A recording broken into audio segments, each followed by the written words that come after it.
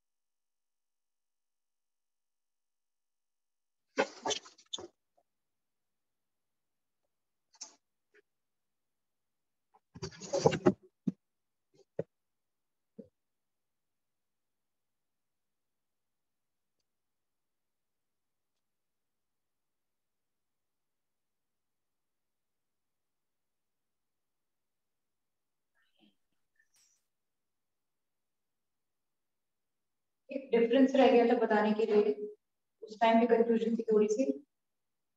Excuse me ma'am. हाँ ma'am आप visible नहीं हो। अच्छा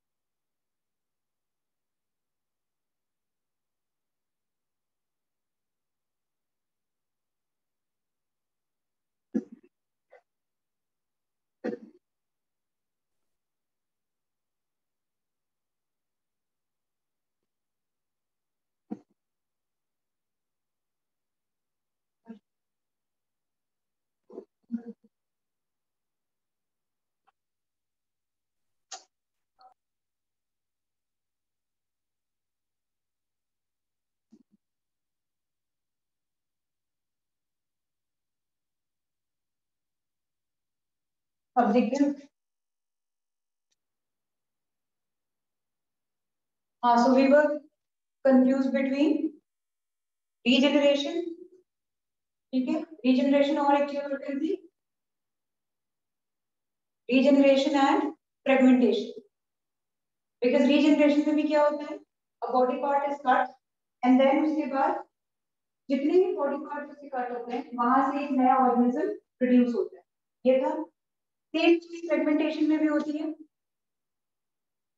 फ्रेगमेंटेशन के एग्जांपल स्पाइरो वगैरह दिया था। In the same way this also happens, this is also multicellular organism. इसके भी जितने पार्ट्स कट हो जाते हैं वहां से एक नया ऑर्गेनिज्म, नया फ्रेगमेंट तैयार हो जाता है। बट दोनों क्या होगा,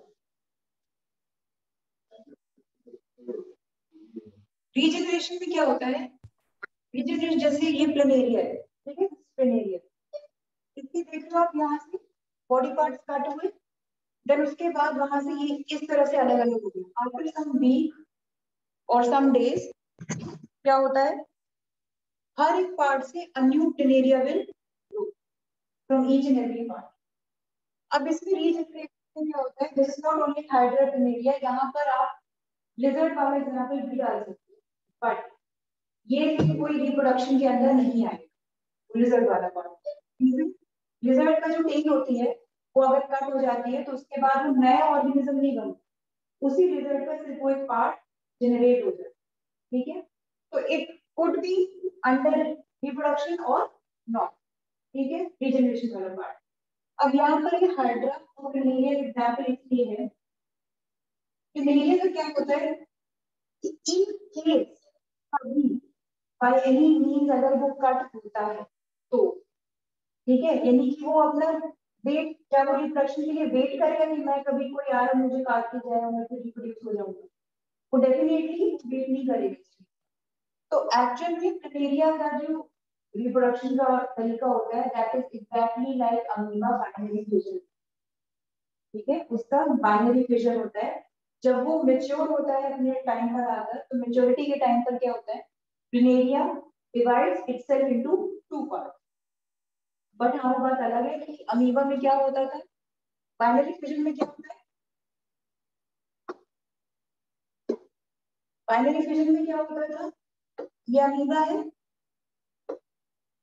ठीक है, उसी के अंदर क्या होता है, उसका जो न्यूक्लियस है दैट्स वो दो पार्ट में अंदर ही अंदर स्प्लिट होने लग जाता है, ठीक है, स्प्लिट होता है कुछ ऐसे। देन आफ्टर सम टाइम वो दोनों के दोनों अलग हो जाते हैं, they become separate with two daughter cells, ठीक, ये होता है। तो व्हाट हैपेंस, एक ही अमीबा अंदर टूटकर फिर दो बनता है और वो सेपरेट डॉटर सेल्स बन के आते हैं। बट वहीं पर अगर इसकी बात करें, इसका बायोमोडिफिकेशन कैसे होता है, ये प्लेनेरिया क्या करता है, बायोमोडिफिकेशन बता रही है प्लेनेरिया, ठीक है, व्हाट हैपेंस इन प्लेनेरिया, ये प्लेनेरिया है eight the time of maturity, यानी कि अगर कटा पटा नहीं है नॉर्मली है, eight the time of maturity what happens, it cut itself into, एक टेल पार्ट काटता है और एक हेड पार्ट काटता है, सिर्फ दो पार्ट में अपने आप को काटता है eight the time of maturity, ठीक। और फिर उसके बाद ये जो दोनों पार्ट अलग अलग हुए हैं दे बिकम, टेल की तरफ हेड आ जाते हैं और हेड की तरफ टेल आ जाती है और वो एक नया ऑर्गेनिज्म बन जाता है, ठीक है। तो ये तरीका है, यानी कि हाइड्रा में आप देखते हो, हाइड्रा में ऑल्सो, हाइड्रा का एक्चुअल में कौन सा एसेक्सुअल रिप्रोडक्शन है, याद है, बडिंग, हाइड्रा का एक्चुअल वाला है बडिंग, बट ये रीजनरेशन इसलिए दिया है because in case if any time hydra parts में कटता है तब also it can regenerate into those number of organisms, जितने पार्ट्स में कटे उतने, अगर 3 पार्ट्स में कटा है तो 3 हाइड्रास आ जाए from each and every part, ठीक। तो hydra will also considered in regeneration also and in budding also, ठीक। in the same way planaria आपका कहाँ पर आता है, सबसे बेस्ट एग्जांपल है regeneration का planaria, planaria का क्या होता है, binary fission होता है, ठीक है, at the time of maturity, but in case अगर वो कट जाता है तो फिर वो डिफरेंट पार्ट्स में बनता है, ठीक है। ये इसकी कंसीडर है यहाँ पर ये डिफरेंस अगर आप देखो इसको फ्रेगमेंटेशन में, तो रीजनरेशन जो है वो मैच्योरिटी का वेट नहीं करती, रीजनरेशन यहाँ पर मल्टीसेलुलर ऑर्गेनिज्म में ही होता है, बट यहाँ पर क्या होता है, मैच्योरिटी का सेल के मैच्योर होने का वेट नहीं करती, कभी भी कोई भी हो सकता है, तो प्लेनेरिया में फाइट हो गई या कुछ भी हुआ, क्या कुछ ऐसी चीज क्रॉस करके चला गया जो वहां पे कुछ पहली सी चीज थी वो उसको कट कर गई थी, तो इस वजह से, तो ये रीजनरेशन है। वहीं पे if you see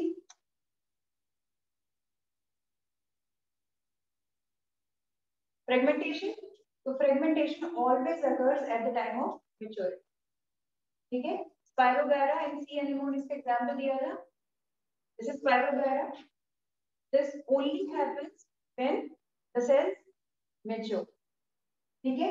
this also happens in multicellular, simple multicellular organism, दोनों के दोनों, ये भी और नहीं है तो, लेकिन रीजनरेशन और इसमें अगर फर्क देखो तो बस यही है, ये मेच्योरिटी पे होता है और वो विदाउट मेच्योरिटी होता है, कभी भी बाय एनी सर्कमस्टेंस, ठीक। ये फिजन और फ्रेगमेंटेशन के बीच का डिफरेंस दिया था। फिजन और फ्रेगमेंटेशन में क्या फर्क होता है? Fission occurs in unicellular organism and fragmentation occurs in multicellular organism. ठीक,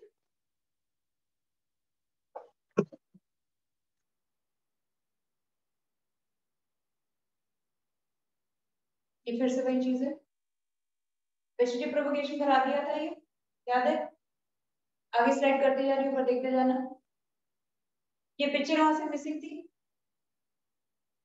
ये क्या हो रहा है? You can see this is leaf. ठीक है, ये लीफ है। लीफ में ही प्लांट्स आ रहे हैं। ये ऐसा प्लांट है जिसके आप अगर सिर्फ लीफ को ही जमीन पे डाल दो, सॉइल पे, तो वहां से एक नया लीफ हो। ठीक है, तो कहीं से there are different kinds of plants जो कि अपने किसी भी पार्ट से रीजनरेट हो सकते हैं, कर सकते हैं अपने आप। किसी जैसे रोज की स्टेम, ठीक है, बोगनविला बताया तो वो कैसे बताया था? लेयरिंग के थ्रू। लेयरिंग याद है? लेयरिंग में क्या होता था? लेयरिंग अभी आ रही है, याद कर लेना, रिवाइज हो जाएगी तरीके से। कटिंग, इसमें रोज आया था, इसे कट करके कहीं और लगा लो। हिबिस्कस था इसका एग्जांपल। ठीक है, कोई भी स्टेम आपको अच्छा लग रहा है, बड़ा अच्छा कलर है रोज का, ये बड़ा अच्छा कलर है हिबिस्कस का, यू कैन कट दी, इतना कम से कम स्टेम ले लो वहां की और लाकर अपने किसी भी प्लांट पॉट पे लगा दो, और वहां पर पानी वानी दो, एट सर्टेन टाइम वहां पे आ जाएगा अपने आप, उसमें रूट्स आने लग जाएंगे स्टेम। दिस कटिंग, इसके example sugar cane, rose, cactus and hibiscus are the best examples. इसके बेस्ट एग्जांपल अगर देखो तो दीज आर रोज, हिबिस्कस। ठीक है, लेयरिंग, लेयरिंग मैंने बताई थी, ये रहा लेयरिंग। अब याद आ गया? हिबिस्कस की लेयरिंग बताई थी, तो हिबिस्कस की सॉरी बोगनविला वगैरह की लेयरिंग बताई थी। What happens in this? Main plant ये है, this is the main plant. After that certain part gardener क्या करता है, इसकी एक स्टेम पकड़कर यहाँ पर सॉइल के अंदर डालता है, और यहाँ से एक स्टेम सॉइल के अंदर। At certain period of time क्या होता है? They develop roots, two stems develop roots, and when they develop roots तो क्या करता है गार्डनर? वो उसे कट कर देता है। ठीक, समझ आ रहा है? इसी पार्ट को कट कर देता है और यहाँ से एक नया प्लांट आ गया। उसके बाद क्या करता है, वहां पर उनको नहीं छोड़ता, डेफिनेटली उसको रूट के साथ निकाल कर दे plant it in some other. ठीक है, so this is layering. Grafting, grafting बताई थी इसमें। ग्राफ्टिंग में क्या बताया था? एक पार्ट होता है स्योन और एक होता है मेन वाला, जिसमें मैंने ये बताया था कि नेक्स्ट कर देता आर्टिफिशियल आ गया, स्योन वाला कम गया।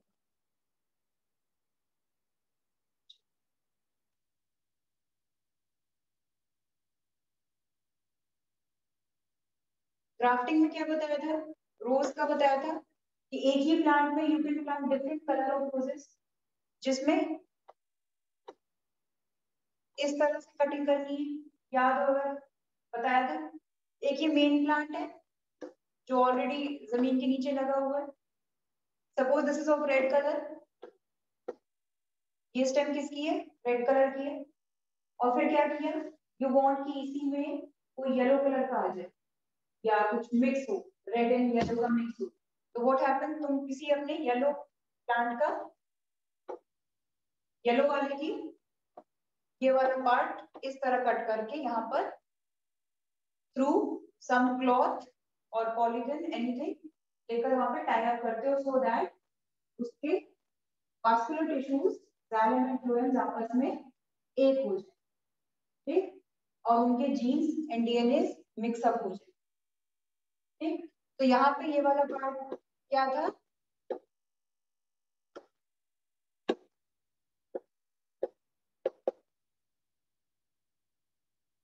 साइन या सियोन, STION, और ये था stock.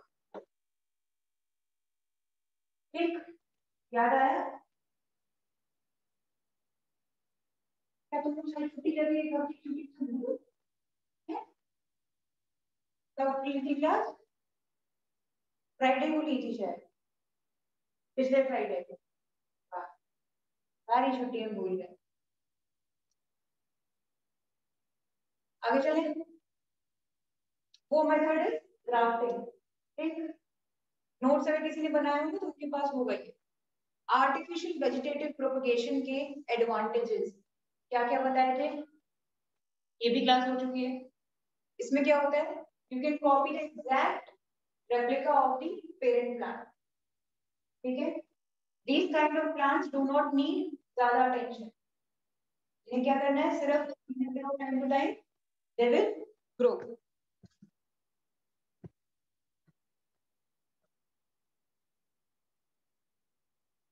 These plants are fruit-bearing plants. What happens?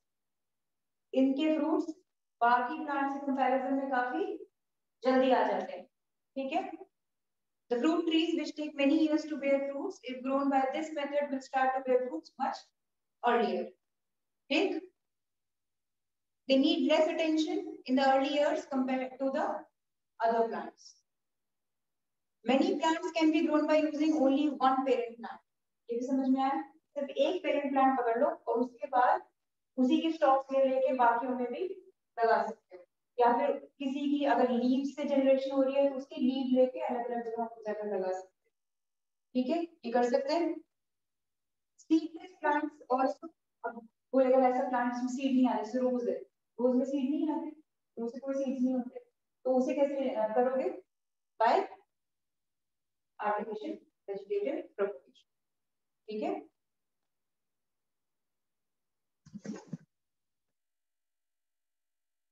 Tissue culture.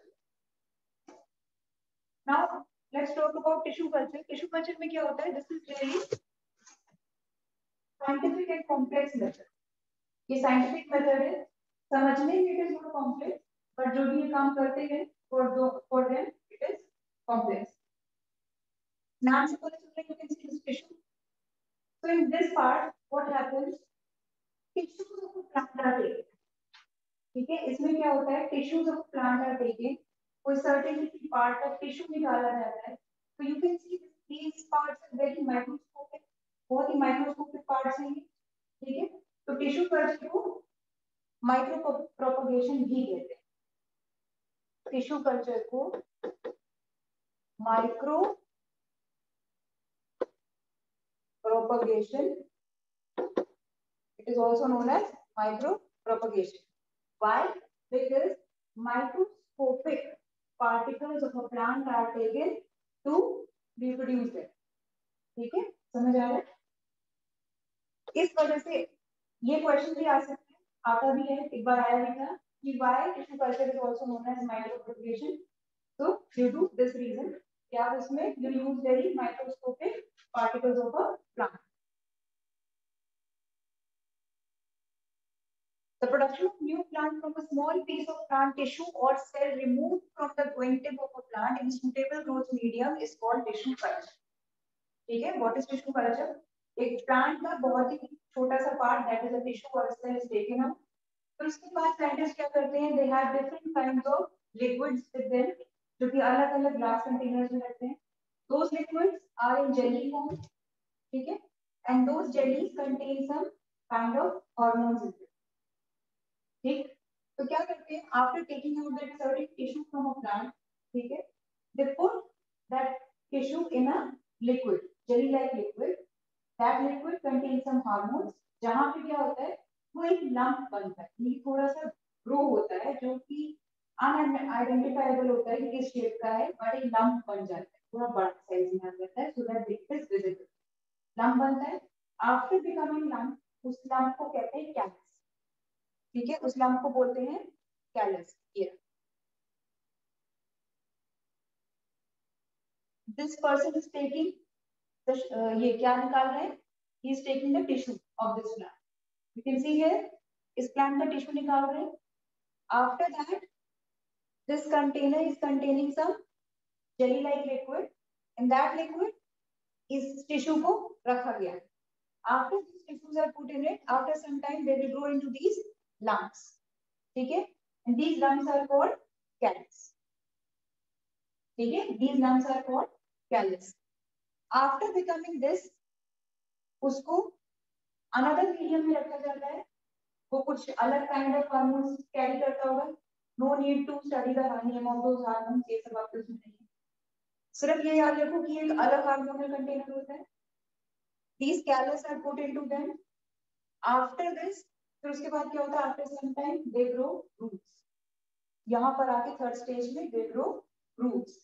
और ये इतने छोटे प्लांट्स बन जाते हैं कि इनको उठा के फिर उसके बाद वो लोग इस तरह रख देते. वो इतने बड़े हुए, उसके बाद उठा के इनको जमीन पे लगा दिया.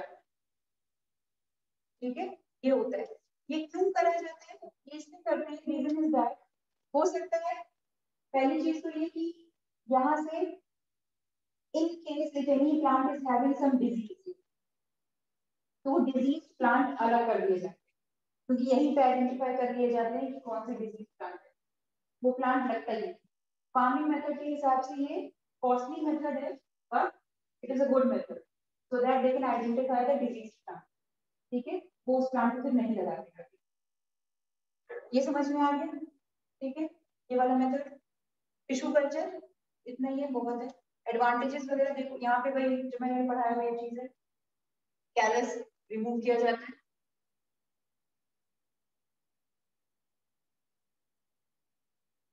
एक बार रीड आउट करो साथ साथ में.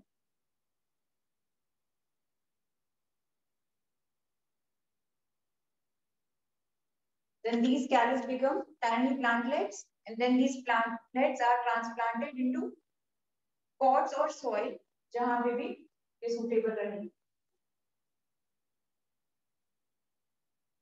Micropropagation, ठीक है, due to the extremely small amount of plant material used. Last point. ठीक. Now the advantages of tissue culture. What are the advantages of this method? You can also write the notes. Notes बनाते जाओ साथ साथ. Okay? Notes बनाते जाओ, अपने हिसाब से लिखते जाओ. I'll provide these notes also, but still you have to write them in your own hand so that you can understand. और जब तक पढ़ने बैठे तुम्हें याद हो जाए कि हाँ ये पॉइंट आया है. आज की तरह बिल्कुल सारे बच्चे ब्लैंक ना बैठे. मैं तो अगली क्लास में फिर तो ये सब भूल जाऊंगी. फिर मैं सारे रिवाइज कराऊंगा. चलो. What is tissue culture? It is a very fast technique. Fast technique है, ये इसका एडवांटेज है. Thousands of plantlets can be produced in a few weeks time from a small amount of plant tissue. ठीक है, ये चीज clear है. उसके बाद new plants produced by this method are disease free. ये मैंने बताया. This is the most good advantage of it. Tissue culture can grow plants round the year. कभी भी कोई भी आप प्लांट लगा सकते हो. दिस इज नॉट नेसेसरी कि मैंगो सिर्फ समर में ही आता है. वो किसी भी टाइम पे भी इस मेथड से लगा सकते हैं. ठीक है, इररिस्पेक्टिव ऑफ वेदर और season, any time. Very little space is needed for developing new plants by tissue culture. ये पता ही चल गया है. कंटेनर्स में तो बस प्लांट करना है उठा उठाकर. ये 4 points are based on the advantages of your tissue culture. ठीक है, किसी पॉइंट में भी कहीं भी किसी को भी डाउट है, यू कैन आस्क. यू बोल रही है.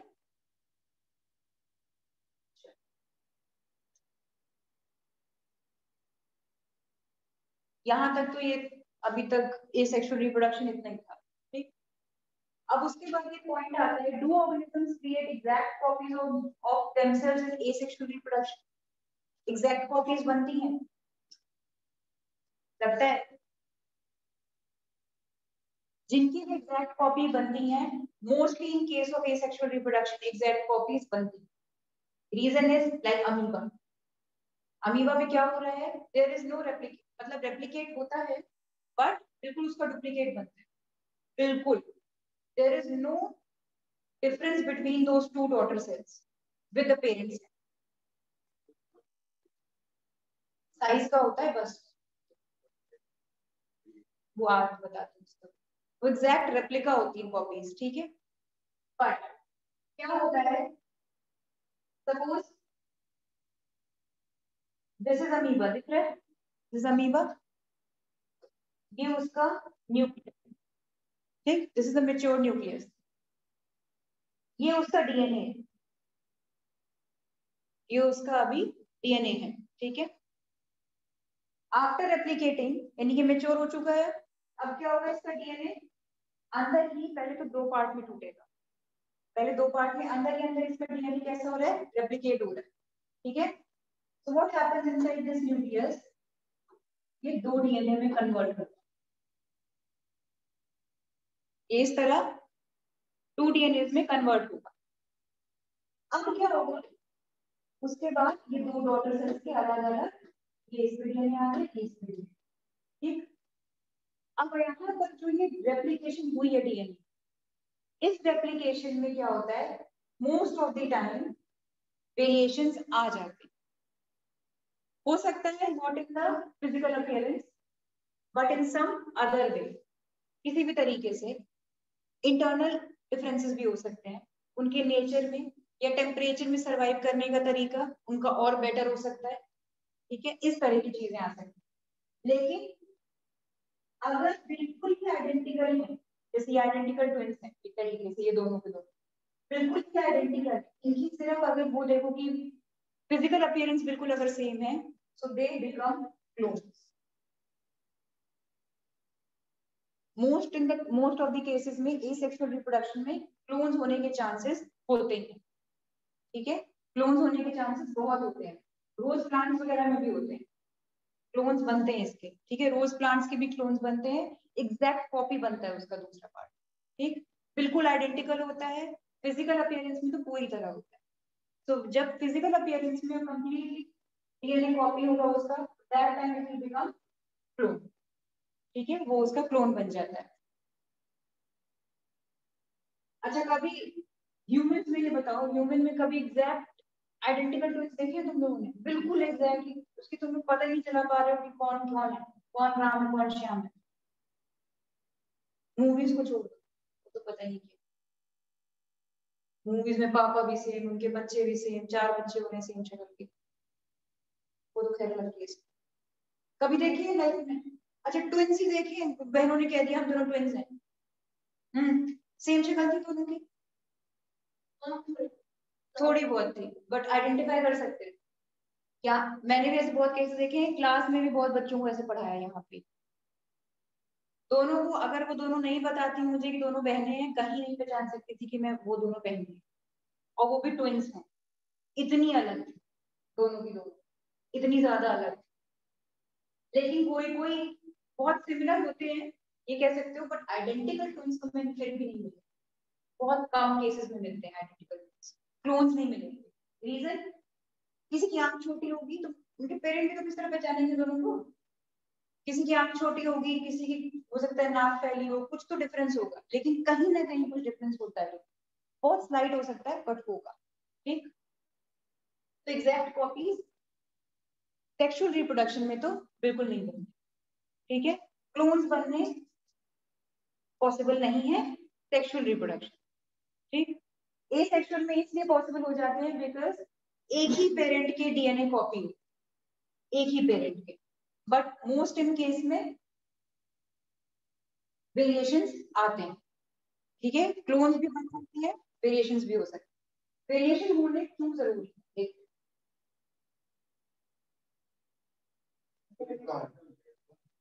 किसका,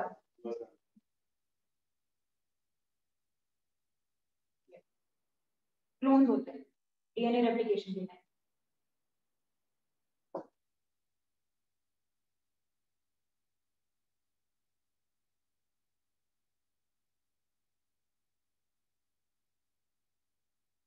उसे कैसे,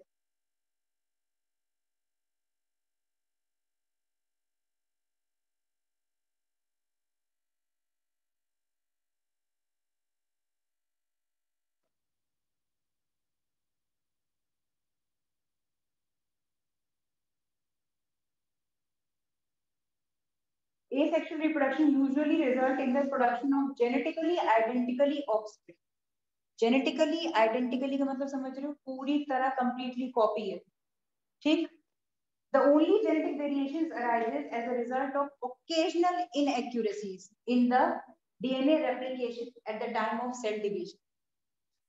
ठीक है, बिल्कुल आइडेंटिकल ट्विंस के ऑफस्प्रिंग्स आते हैं, but sometimes variations can occur अगर डीएनए रेप्लिकेशन के टाइम पर कुछ डिफरेंसेस हुए हैं तो. ठीक है, we are only talking about asexual reproduction here. ठीक है, अभी हम दूसरे वाले मैटर पे जाएंगे.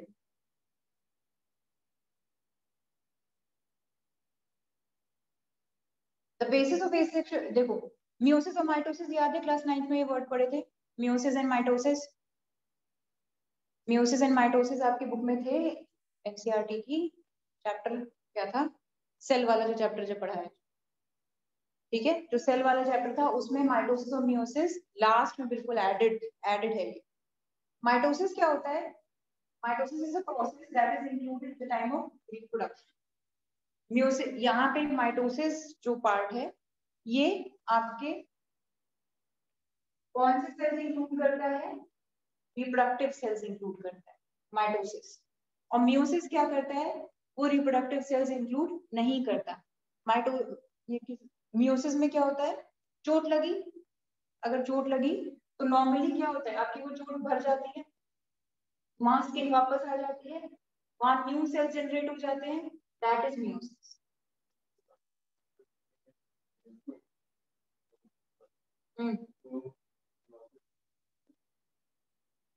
अच्छा, वो सेक्सुअल में होता है. हाँ, माइटोसिस आपकी, माइटोसिस क्या है? ये जो चोट वाली चीजें बताई मैंने, ये सारी माइटोसिस में आती हैं, बट ये वाले में इसलिए इंक्लूड हुई है क्योंकि ये एसेक्सुअल रिप्रोडक्शन. ठीक है, एसेक्सुअल वैसे भी कोई भी सेक्स सेल्स इंक्लूड नहीं करता. ठीक, तो ये माइटोसिस भी कोई सेक्स सेल्स इंक्लूड नहीं करता, बट ये क्या काम करता है? Only cell division. Cell division with the same DNA, with the same genes. चोट लगी वाला जो एग्जांपल मैंने बोला, अब खुद बताओ किसी को चोट लग गई है, उसके वहां पे दूसरी स्किन आनी है, तो ऐसा तो नहीं होगा कि एक सेल दूसरे डीएनए का आया, फिर दूसरा सेल दूसरे डीएनए का आया, वहां कुछ और ही स्किन बन के तैयार हो जाएगी वहां पे. ठीक है, तो क्या होता है माइटोसिस? अगर in your normal cells except the reproductive cells. ठीक है, मियोसिस जो होएगा, मियोसिस आपका रिप्रोडक्शन के टाइम पे जब सेक्सुअल रिप्रोडक्शन करेंगे तब आएगा. ठीक, माइटोसिस नॉर्मल सेल डिवीजन है, इसीलिए it is included in the asexual reproduction, क्योंकि नॉर्मल सेल डिवीजन हो रहा है.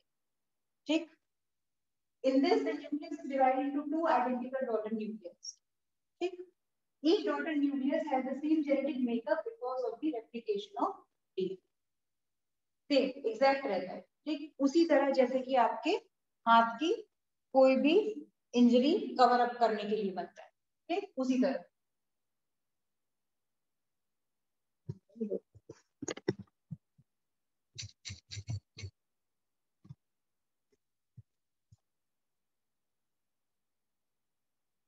The new organism is produced by one parent through asexual reproduction, which are genetically identical to the parent are called clones. ठीक है, जो बिल्कुल genetically identical होते हैं, दोज आर कॉल्ड क्लोन्स. कभी कभी जो स्लाइट वेरिएशंस आते हैं वो आने जरूरी भी है, वो आने जरूरी है, वो बताऊंगी क्यों. बट स्लाइट वेरिएशंस कैसे आते हैं वो बताया था कि when the DNA already present in the nucleus of the parent cell is replicated by making more DNA at the same time of asexual reproduction, then slight variations occur in two copies form. यहाँ बस वही है कि जब वो दो copies बनती है डीएनए की न्यूक्लियस के अंदर, अगर उनके रेप्लिकेशन के टाइम पे कोई भी कॉम्प्लिकेशन हुई या जरा सा भी पॉइंट, जरा सा भी पार्ट उसका कॉपी करने में डिफरेंट हुआ, तो फिर वो वेरिएशंस आ जाते हैं. ठीक है, उसके डीएनए कॉपी के टाइम वेरिएशंस आने क्यों जरूरी है? इसका एक रीजन है, ये भी क्वेश्चन आएगा कि व्हाई वेरिएशंस आर इंपॉर्टेंट, क्यों होने चाहिए वेरिएशंस. एक एग्जांपल लेते हैं, ह्यूमन का ले लेते हैं.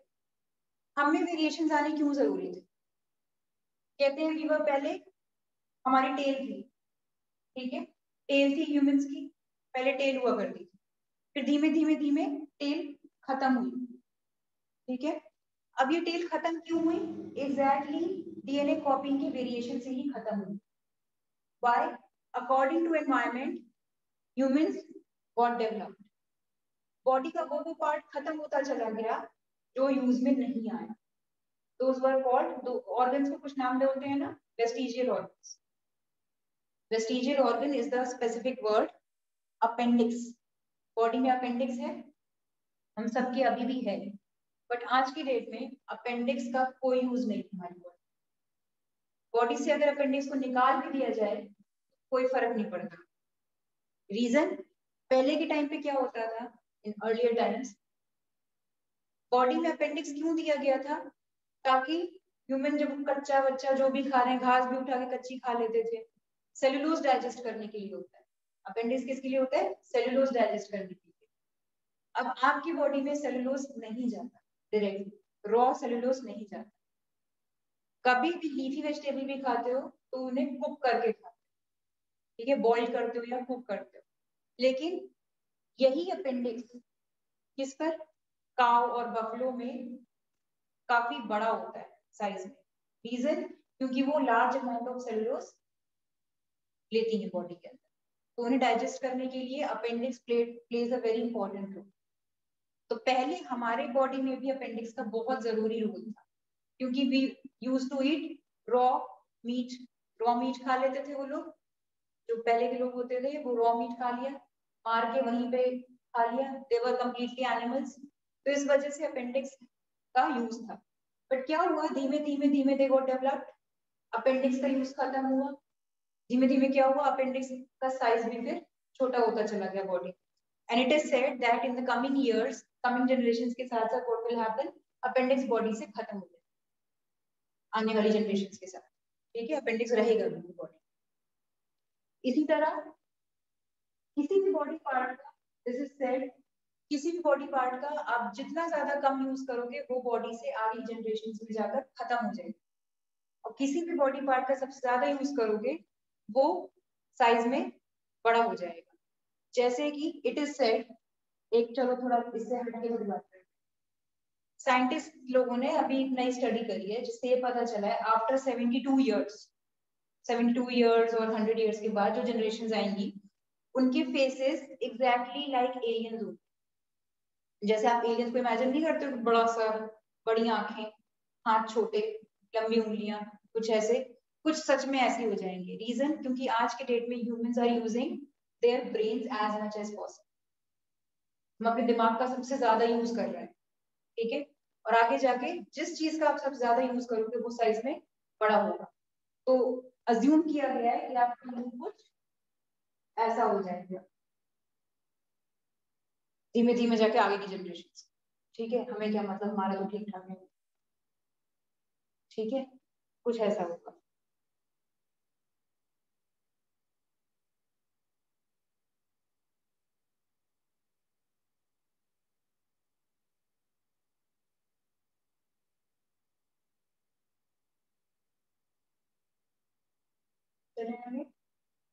Due to this, the two DNA molecules formed by replication will be similar, but may not be exactly identical to the original DNA. Similar होंगे वो दोनों, but similar पता है ना, हल्की फुल्की differences के साथ, shape same होगी, काम same होंगे, but अंदर अंदर DNA उनका change होगा, ठीक है। आगे जाके और changes आ जाएंगे उसके अगले generation में, फिर उसके generation में और changes आ जाएंगे, धीमे धीमे करके वो change होता चला जाएगा, ठीक है।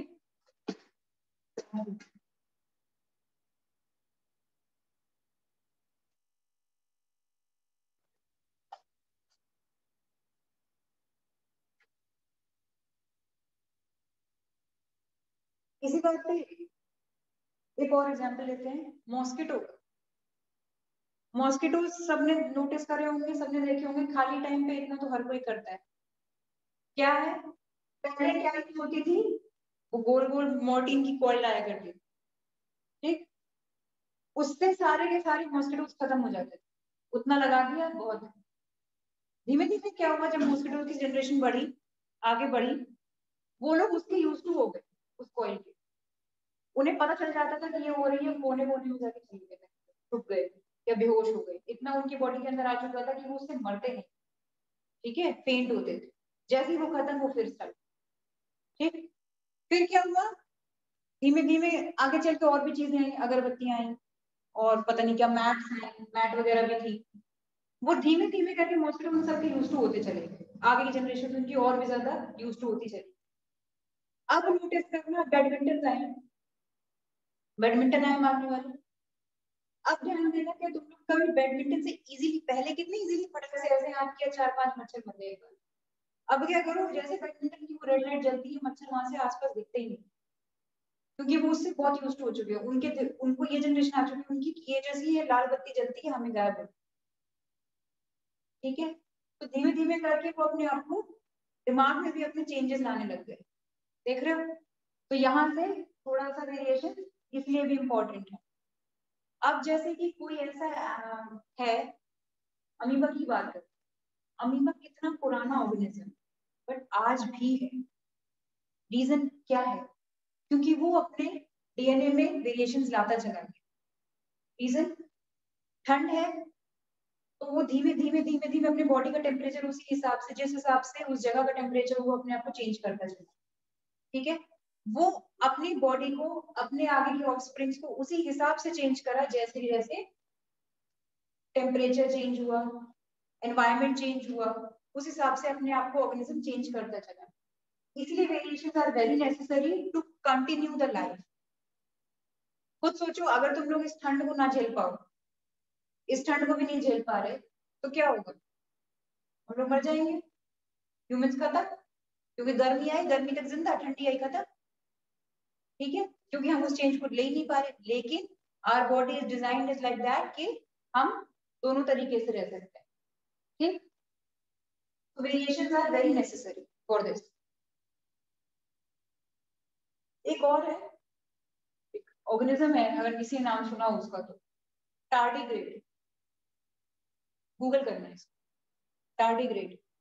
ये सबसे पुराना ऑर्गेनिज्म है जो कि अर्थ में सरवाइव कर रहा है। और इस ऑर्गेनिज्म को अगर अर्थ से बाहर यूनिवर्स में भी फेंक दिया जाए तो भी ये नहीं मरेगा, ये वहां पे भी रहेगा। रीजन, इसकी बॉडी इस तरह डिजाइन है कि अपने आप को गर्मी, सर्दी, किसी भी प्रेशर में, वाटर, विदाउट ऑक्सीजन, किसी भी तरीके से अपने आप को चेंज कर। ठीक, ये एक टार्डिग्रेड है, इसको गूगल कर, इसके बाद काफी इंटरेस्टिंग है, देखने में पिग जैसा लगता है बिल्कुल। 6 पता नहीं कितने पैर होते हैं इसके, माइक्रो ऑर्गेनिज्म है। दिस इज टार्डिग्रेड, इसे चेक कर।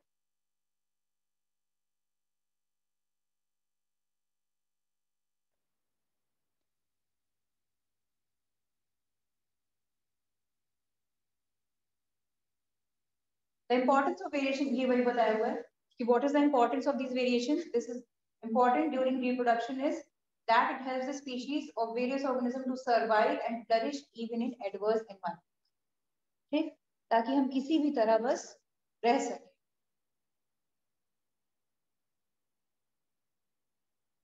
ये कुछ क्वेश्चंस है, करो।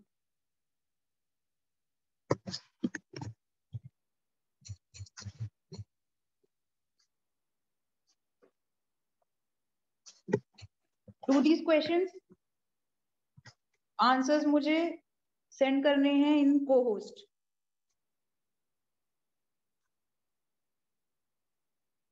अभी तक जितना भी पढ़ा है ये उसके ऊपर।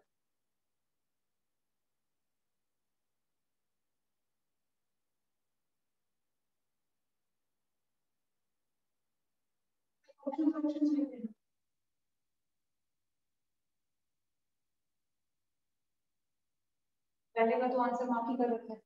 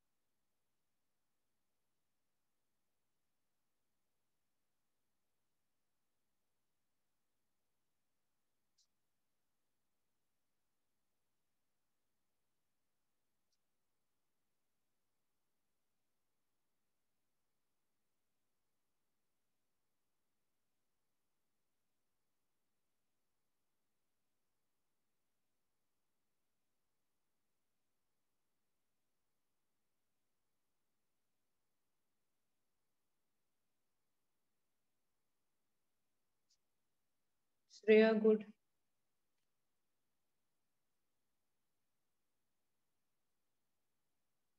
राघव ने भी भेज दिए सारे, पुलकित,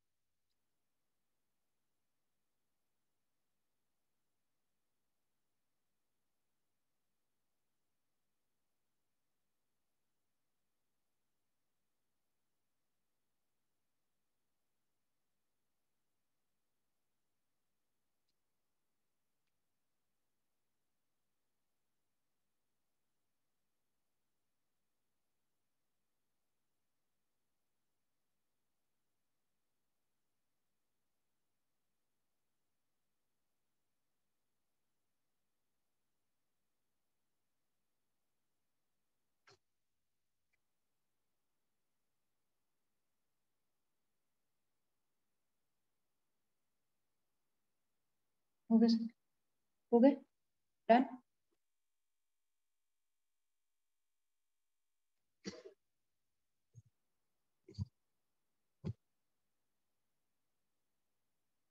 The organisms which can reproduce by fragmentation are C and known as spirogyre. Okay, fragmentation. Binary fission describes the type of reproduction where the organism divides to form two daughters. Okay, daughter cells are there. The cut part of a plant stem without roots, यानी किसी दूसरे plant का तोड़ के आ रहे हैं, which is used in grafting is called scion. Okay. The cut part of the plant stem having roots and fixed to ground, जो दूसरा ground में fix है, that is your stalk.